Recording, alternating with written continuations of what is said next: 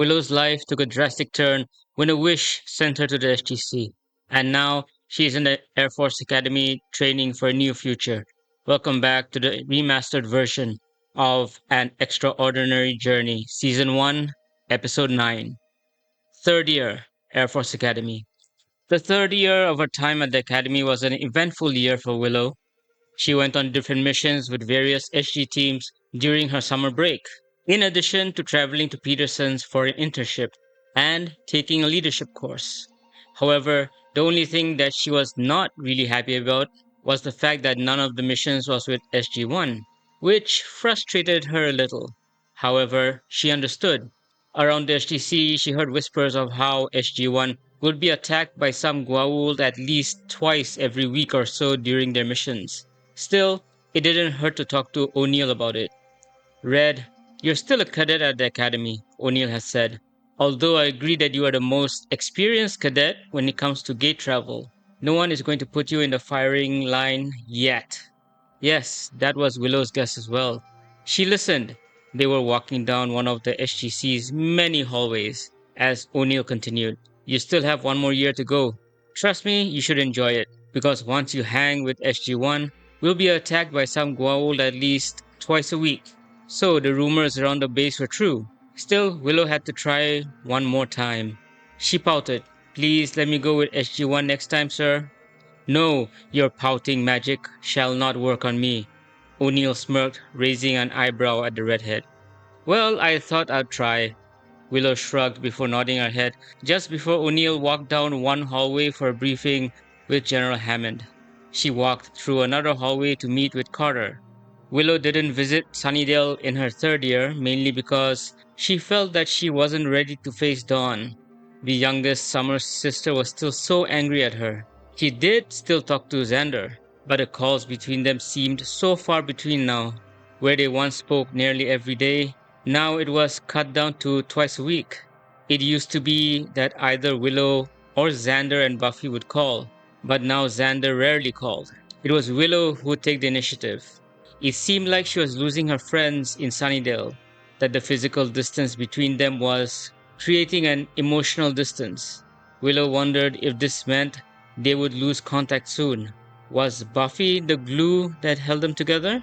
No, Willow didn't want to believe that. Many months passed, and the calls between them were reduced down to once every other week. The last time Xander called, he told Willow about something called a Buffy bot. Apparently, it was commissioned by Spike and pitted against Buffy sometime before her death. Willow didn't ask Xander why he never told her this when she visited Buffy's grave last year. All Willow could do was nod her head. It would be 2 weeks ago that Xander called Willow, the first time in a long time. He mentioned that there were some updates made to the Buffy bot. And then he added that Dawn had threatened to bring Buffy back from the dead. Say what now? Willow had said, not sure if she heard right. Despite not having practiced magic for nearly 3 years, even Willow knew bringing someone from the dead was a big no-no. Xander told Willow that Dawn discovered a ritual, that she gathered all the ingredients for the ritual, and that she was ready to do it on her own if she had to. He told Willow that both Giles and Tara stopped Dawn before she could even begin the ritual. Willow listened, feeling as if she was having an out-of-body experience. And now, just before Willow was due to leave for a 3-day training program through the Stargate to the Alpha site, her phone rang. Willow quickly picked it up. It was Xander. There was something in the way he said, "Hey Willow," that made her feel uneasy. His voice was a mixture between excited and apprehensive. "Hey Xander," Willow said, placing her pack on the bed. "What's up?" There was quiet on the other line for a few seconds. She could hear Xander breathing, as if he was gathering something within him. And when he did speak, Willow had to admit she was stunned. "We have been trying to talk Dawn down," he said, "but she insists on doing the ritual to resurrect Buffy. She hid an important ingredient for the ritual and if Giles and Tara doesn't help her, then she's going to do it herself. And she's really serious about it this time." Willow shook her head. There was no way to know what would happen. There could be a magical backlash. And Willow said so. "That's what Giles and Tara told Dawn," Xander agreed. But she'll do it herself, Will." Willow ran her hand through her hair. This was unbelievable. Willow loved Buffy, but using a resurrection spell? Willow didn't know what to think. She asked Xander what were they going to do. Tara and Giles don't want to, Xander said. But Dawn pointed out once again, she'll do it without them, even if they don't agree to help her. And she added Buffy's death was a mystical death. So Tara and Giles need to help her. Damn, Willow whispered, her head shaking. Xander, I'm the last person who should be talking about being careful with magic. I know that. But this? Bringing Buffy back from the dead? Willow rubbed the bridge of her nose. I don't know, Xander. Tara and Giles agreed to help, Xander said with finality.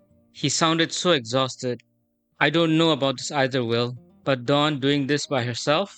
That's really dangerous, and if it works, then Buffy comes back. Willow breathed. There was a part of her excited at the thought of Buffy returning to life. Then there was the part fearful of what would be returning.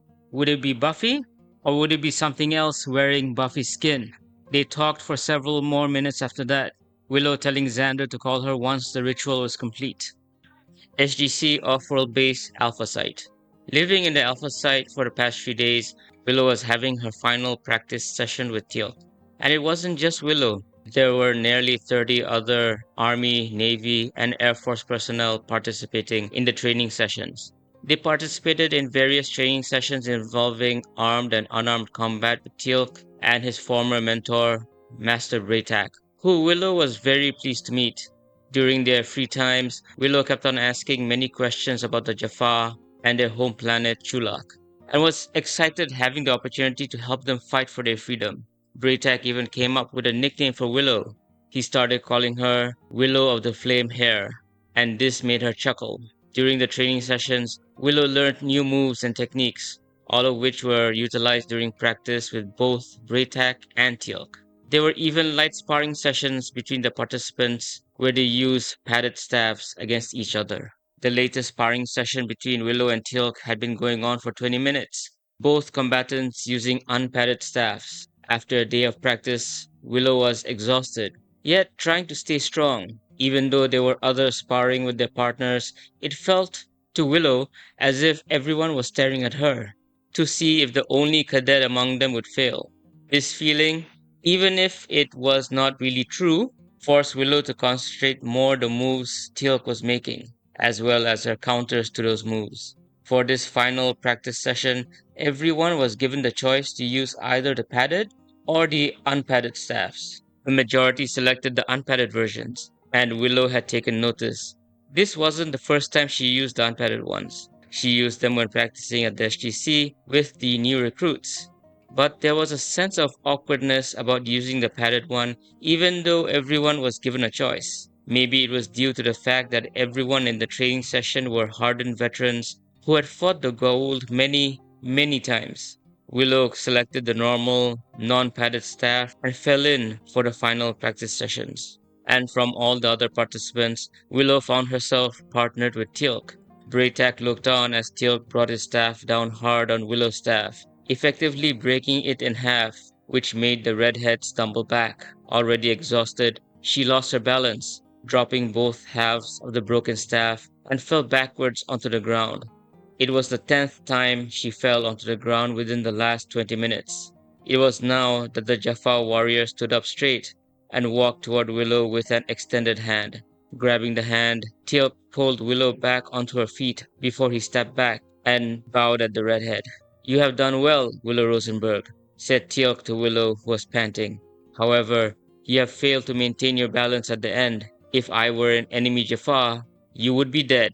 It was then that Braytak ended the practice session, and that ended the 3-day training program at the Alpha site, with many of the personnel patting each other, many of them even giving Willow high fives. Smiling, Willow walked a few steps forward and picked up the two halves of the staff. She then looked at the two halves before looking at Teal'c and smiling. I guess that my last part could have gone better, Willow said. Teal'c nodded his head and said, You must remember it takes time for a warrior to learn from a defeat or a draw. He continued as they made their way toward the Stargate after putting away their staffs. This is all a part of your training, Willow Rosenberg. You have improved a great deal. However, there are still aspects in your techniques that have flaws. All a learning experience then, I guess, said Willow. Braytac added. Indeed it is, Willow of the Flame Hair. Nearing the Stargate, Braytac continued. I will return to Chulak. There's still much more to be done in recruiting Jaffa to our cause. After dialing a buffer world from where Braytac would be making his way to Chulak, he said his goodbyes to Teal'c and Willow before stepping through the gate. This would be followed by Willow dialing Earth and Teal'c inputting the GDO code. Once they received confirmation the iris was retracted, Willow and Teal'c stepped through the event horizon of the wormhole and found themselves in the SGC. The moment the Stargate deactivated, Willow felt a shift in the air. She grabbed onto the ramp railing and closed her eyes. She felt dizzy. She could hear Teal'c calling her name, but his voice sounded distant. What's going on? Willow thought, just as a wave of magic washed through her. And she knew. She simply knew. Although she hadn't been practicing magic for a long time, she knew this wave was caused by powerful magic. It was a ripple effect. Did they do it? Willow thought to herself. Did they succeed? Willow opened her eyes to Teal'c, who was joined by Major Carter staring back at her. The redhead told them she had felt slightly dizzy, but she was feeling better. She just needed to get her bearings again. Teal'c and Carter still had looks of concern, and Willow still had to get her medical done, as per gate travel protocols. An hour later, Willow's dorm room. Willow didn't realize how truly exhausted she was until she closed the door to her dorm room. Her roommate was out. Colleen's probably on a date. She dropped her pack onto her bed when she noticed the blinking red light on her phone, indicating a voice message. And that reminded her she needed to call Xander. She needed confirmation that the wave she felt was from a successful resurrection spell. Exhaling, Willow sat down on her chair, and she felt great relief when she sat down, as if her stress was washed away.